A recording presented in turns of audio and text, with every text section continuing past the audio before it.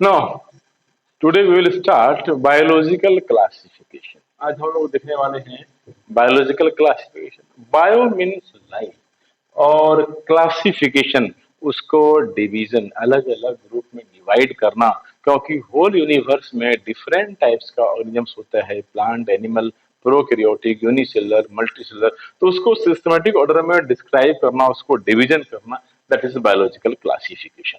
तो हम लोग आप देखते हैं इसका हिस्टोरिकल बैकग्राउंड। यानी सबसे पहले हम लोग देखते हैं कि बायोलॉजिकल क्लासिफिकेशन सबसे पहले किसने प्रपोज किया। तो हम लोग यहाँ पर लिखेंगे कि biological classification was first proposed by Aristotle. Aristotle ने सबसे पहले प्रपोज किया, यानी कि बायोलॉजिकल क्लासिफिकेशन एजुकेशन दैट कि biological classification first propose by Aristotle, and Aristotle is also known as father of biology. हम उसको फादर ऑफ बायोलॉजी भी बोलते हैं। And he used morphological character, that means Aristotle ने क्या किया, यूज्ड मॉर्फोलॉजी,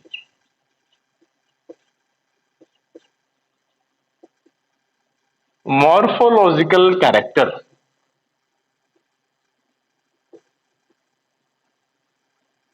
कैरेक्टर बेसिस पर, और प्लांट को यानी होल ऑर्गेनिम्स को दो पार्ट में डिवाइड कर दिया।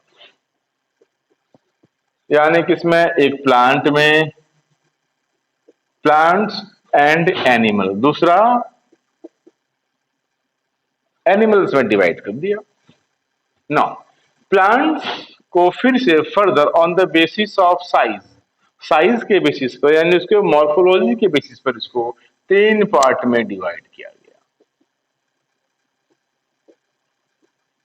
हर्ब्स में, सर्ब्स एंड ट्री, यानी तीन पार्ट में, सबसे छोटा, उससे बड़ा और लार्ज प्लांट में इस तरह से डिवाइड किया। और एनिमल को भी दो पार्ट में डिवाइड किया on the basis of red blood and without red blood. That means हम लोग यहाँ पर लिखेंगे विथ रेड ब्लड, जो रेड ब्लड वाला एनिमल होगा, और दूसरा without red blood. With red blood and without. जो रेड ब्लड वाला एनिमल था इसको बोला enema,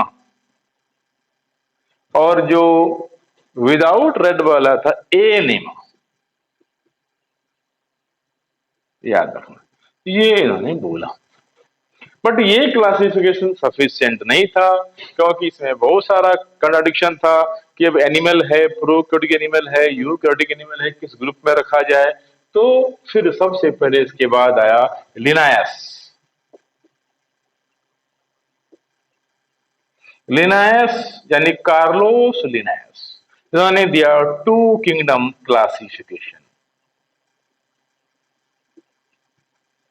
to kingdom classification, two kingdom, और होल ऑर्गेनिजम्स को दो पार्ट में डिवाइड किया, एक प्लांटी और दूसरा Animalia.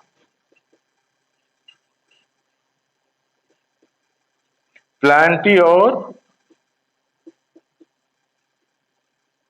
Animalia. Until recently they are universally, but later on देखा गया they are not found sufficiently। हम लोग देखेंगे या हम इसे बोल सकते हैं कि ये सफिशिएंट नहीं था। कारण क्या था कि यहाँ पर बहुत सारा कंट्राडिक्शन था। दैट मीन्स ये प्लांटी और एनिमलिया, एनिमलिया अभी तक रिसेंटली यूनिवर्सल है, लेकिन इसका बाकी जो कैरेक्टर था ये इसको बेसिस को देख करके ये सपोर्ट नहीं कर रहा था, सफिशिएंट नहीं था क्लासिफिकेशन के लिए। यानी प्लांट और एनिमल अभी भी हम लोग पढ़ रहे हैं, क्योंकि प्लांट और एनिमल को डिफरेंशिएट करना इजी था कि ये प्लांट हम भी देख के बता सकते हैं ये प्लांट और एनिमल है। लेकिन जो बहुत था प्रोकैरियोटिक एनिमल, फंगी है, फंगी को किस में रखेंगे, और प्रोकैरियोट है, यूकैरियोट किस में रखेंगे, साइनोबैक्टीरिया और बैक्टीरिया इसको किस में करेंगे। तो यहाँ पर कुछ कंट्राडिक्शन था। कंट्राडिक्शन क्या था, हम लोग देख रहे हैं कि सबसे पहला कंट्राडिक्शन क्या था कि इन्होंने प्रोकैरियोट और यूकैरियोट को एक ही ग्रुप में रख दिया, यानी कि प्रोकैरियोट यूकैरियोट को एक ही में रखा, इसमें कोई डिफरेंस नहीं किया। यानी कि हम लोग देखेंगे कि साइनोबैक्टीरिया है और यू बैक्टीरिया है, इसको इन्होंने प्लांट में रख दिया। दूसरा पॉइंट क्या था इसका कंट्राडिक्शन का, autotroph and hetero, autotrophs and heterotrophs को एक ही ग्रुप में टुगेदर कर दिया। तो ये कंट्राडिक्शन हो गया कि एक ही ग्रुप में हम इसको रखेंगे, तो ये प्लांट यानी कि प्लांट में जैसे फंगी है, फंगी इज हेटेरोट्रॉप्स, लेकिन फंगी को क्या किया, फंगी को इसने डाल दिया प्लांट ग्रुप में, इसलिए क्या हो गया, ये डिफरेंशिएशन नहीं हो गया, नहीं हुआ। तीसरा क्या था कहने कि यूनिसेलुलर एनिमल और मल्टी सेलुलर, तो यूनिसेलुलर और मल्टी, सपोज प्रोटोजोआ, प्रोटोजोआ होता है यूनिसेलुलर एनिमल और उसको मल्टी सेलुलर में एनिमल ग्रुप में प्लेस कर दिया। तो ये जो कंट्राडिक्शन था इसमें, यानी कि सिंपल बॉडी ऑर्गेनिजम्स है कॉम्प्लेक्स बॉडी में डाल दिया, तो डिफरेंशिएशन करना मुश्किल हो गया। या कोई एक्वाटिक एनिमल है, सपोज कोई एक्वाटिक एनिमल है, एक्वाटिक एनिमल है, तो एक्वाटिक एनिमल को डिफरेंशिएट करना, ये प्लांट है एनिमल है, मुश्किल हो रहा था। तो ये सब कुछ कंट्राडिक्शन था, इसलिए ये जो लिनायस का टू किंगडम क्लासिफिकेशन था ये यूनिवर्सल नहीं हो सका। बट प्लांट और एनिमल इसका इंक्लूडेड था, जो ये अभी भी क्या है क्लासिफिकेशन में अभी भी हम लोग इसको स्टडी करते हैं। तो ये सब जो कुछ कंट्राडिक्शन था कि प्रोकैरियोटिक यूकैरियोटिक का differentiation, autotrophs heterotrophs that means photosynthetic और नॉन फोटोसिंथेटिक एंड यूनिसेलुलर और मल्टीसेलुलर को डिफरेंशिएट नहीं करना, दैट मींस इसीलिए ये यूनिवर्सल नहीं हो सका। इसके बाद फिर आया तीसरा, हम लोग देखेंगे थर्ड किंगडम क्लासिफिकेशन।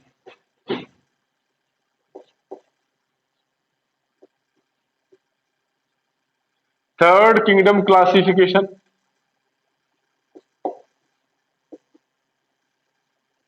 और थर्ड किंगडम क्लासिफिकेशन किसने दिया, अर्नेस्ट हैकल, गिवन बाय हैकल,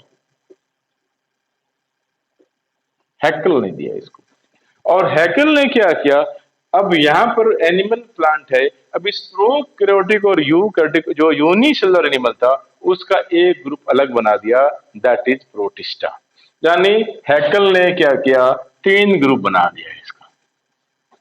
एक हो गया प्रोटिस्टा, दूसरा Plantae, and third one is Animalia.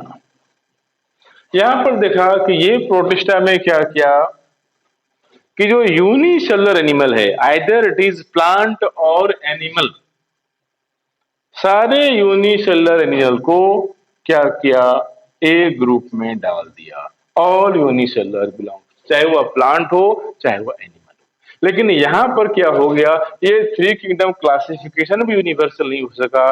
कारण क्या था कि अब इसमें यूनिसेलुलर और हम लोग देख रहे हैं चाहे वह प्लांट हो चाहे एनिमल हो, इसको डाला, अब उसमें क्या था, उसमें देखा गया डिफरेंशिएट क्या हो गया, उसमें नॉन क्लोरोफिलस क्लोरोफिलस भी है,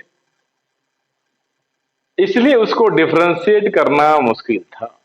इसलिए ये किंगडम भी क्या हुआ, यूनिवर्सल नहीं हो सका, क्योंकि यूनिसेलुलर इसमें डिफरेंशिएट तो हो गया कि यूनिसेलुलर लिखा यहाँ पर, लेकिन इस यूनिसेलुलर में प्लांट है और एनिमल है, फर्स्ट पॉइंट, क्लोरोफिलस है नॉन क्लोरोफिलस है, तो नॉन क्लोरोफिलस के लिए अलग ग्रुप है, यहाँ पर हम लोग देख रहे हैं एनिमल ग्रुप में है, तो यहाँ पे ये डिफरेंशिएट नहीं कर सका। फिर इसके बाद आया फोर किंगडम क्लासिफिकेशन,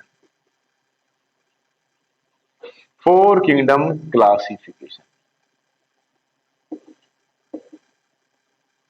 और फोर किंगडम क्लासिफिकेशन किसने दिया, that is Copeland, given by Copeland. Copeland ने क्या किया, एक और नया ग्रुप बनाया, यानी सभी प्रोकैरियोट्स को, यहाँ पर प्रोकैरियोट यूकैरियोट को एक में रख दिया, क्लोरोफिलस नॉन क्लोरोफिलस रख दिया। इसलिए ये क्या हो गया कि डिफरेंशिएट नहीं कर पाया, यानी कि इसका जो यूनिवर्सल नहीं होने का कारण क्या था कि क्या था, इन्होंने यूनिसेलुलर एनिमल्स को सेपरेट किया, चाहे वह आइदर प्लांट और एनिमल है, यूनिसेलुलर है। लेकिन यहां पर देखेंगे कि प्रोकैरियोट और यूकैरियोट, प्रोकैरियोट यूकैरियोट को डिफरेंशिएट नहीं किया, क्लोरोफिलस और नॉन क्लोरोफिलस को डिफाइन नहीं कर सका, इसलिए यूनिवर्सल नहीं हो सका। तो कॉपलैंड ने क्या किया, एक और किंगडम यानी प्रोकैरियोट्स को सेपरेट कर दिया, प्रोकैरियोट्स का एक अलग किंगडम बना दिया, दैट इज मोनेरा। मोनेरा बना दिया, और इस मोनेरा में सारा का सारा प्रोकैरियोट्स को इसके अंदर डाल दिया, प्रोकैरियोट्स को इसके अंदर डाल दिया। और इसके बाद दूसरा इसमें देखा, ये प्रोटिस्टा है, प्रोटिस्टा, इसमें सभी यूनिसेलर और यूकैरियोटिक एनिमल आ गया। ठीक है, यूनिसेलर और यूकैरियोटिक एनिमल, इसको मैं इस तरह से डिस्क्राइब कर दूं। नाउ थर्ड देखा, इसमें क्या आया, थर्ड मेटाफाइटा। मेटाफाइटा मतलब मल्टी सेलुलर प्लांट आ गया इसमें।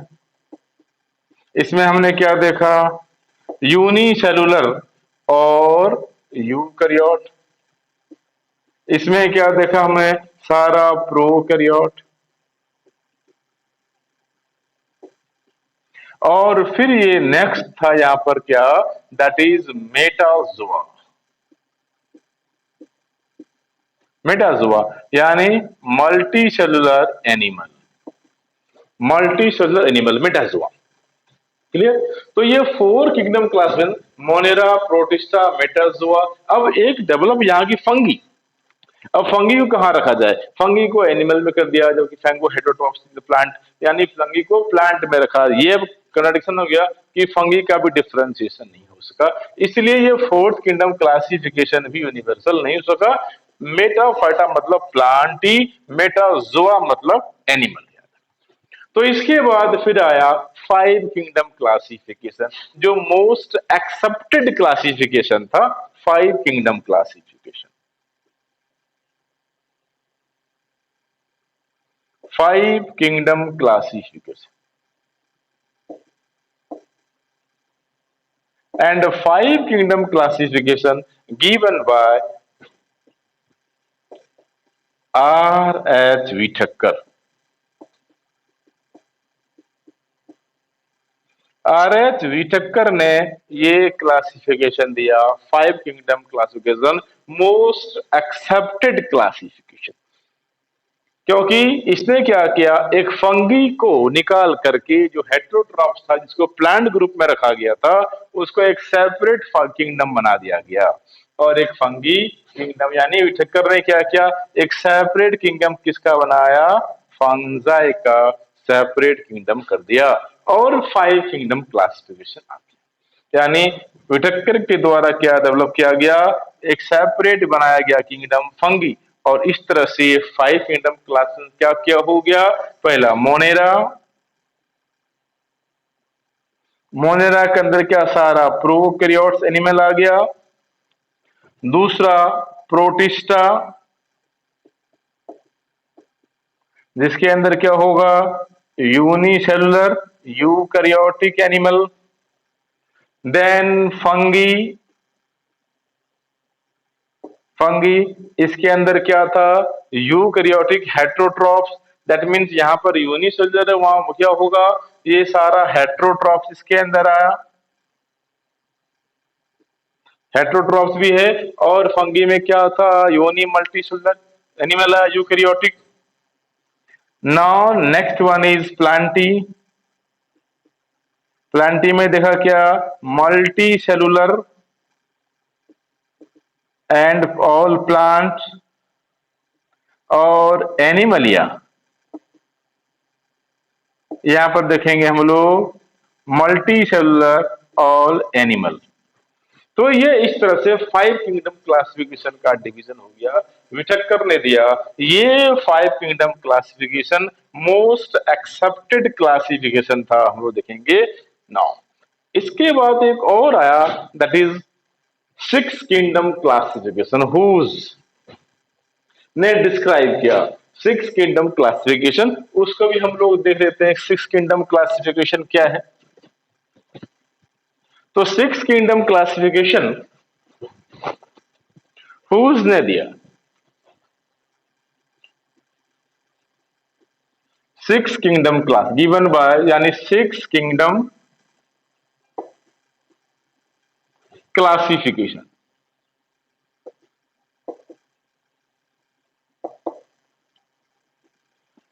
6 किंगडम क्लास में क्या था कि यहां पर मोनेरा को 2 ग्रुप में डिवाइड कर दिया।